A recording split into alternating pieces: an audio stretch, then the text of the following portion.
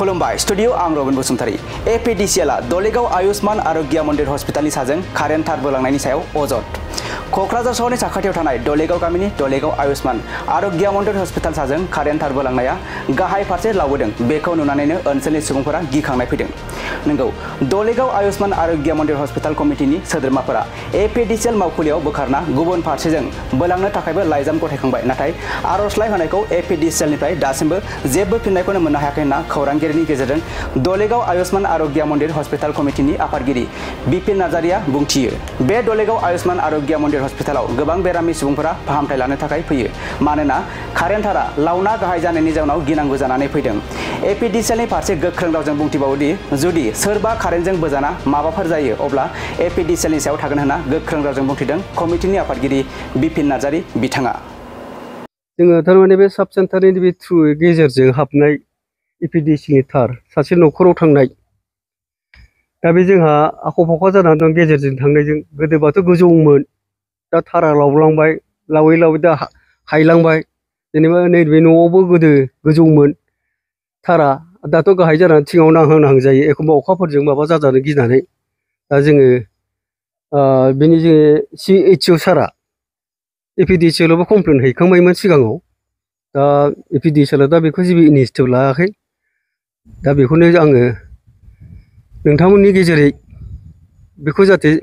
जाफुंना फैयो बेखौ आसा खालामदों आरोखि आङो। दा नै सिगां सम आरो कमप्लेन होबावदोंमोन नामा आरोबाव? कमप्लेना खेबसेल' हैदोंमोन नामा लिरनानै लिखित बादि होखादोंमोन आरोखि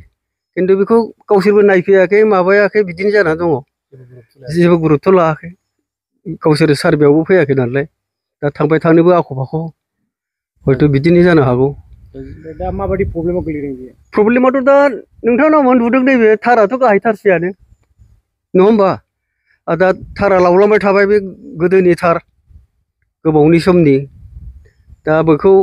माबायदि डिसप्लेस खालामनानै दस्राजों एसे डाइभार्ट खालामनानै लाङोबा मोजां जागोन आरोखि आरो इयुनाव हयथ' बेफोराव माबा न'बो फैनो हागौ सेंसन जानानै आरो नैबे ओरै दंफां फांसेनिफ्राय ओरै थिङाव नांहां जानानै दङ हयथ' मालाबा बोरैबाफोर नाङोब्ला बेबो गुरुत्थ' गिनांगौ जाना फैगोन आरोखि अखा बांखा हाबाथ' बिदिनो सोरबा गिनांगौबो जाबाय दा सर्ट जाजानो गिजाबो तारानो गाहायब्ला बे दैजोंबो माबा जानो हागौ जिहेथु नेकेट तार बियो केबोल तार नङा नालाय। दा कारेन्ट मावख'गिरिनिसिम मा फोरमायहरगोन दा नैबे समाव? दा बे समाव बिथांमोना बेफोरखौ दा नायनानै बेखौ दस्राजों दाबोथ' लामा जायगा दंखायो बेजों लांनानै ओजों हरफिननो हायो आरो बिथांमोना गावसोर जुदि सारभेयाव फैबा माबेजों माबानांगौ डाइभार्ट खालामजायो बेखौ नायफैनानै गावसोर मावनो हागौ मावनो हायो नांगौ जेनेबा दा डिपार्टमेन्टआ जुदि माबा खालामथाराब्ला मा खालामनो जोंबो बिदिनो ओरैनो थांबाय थायोबाथ' गाज्रिबो मोनो गावसोरबो गले गले बुङोबा माबायोबा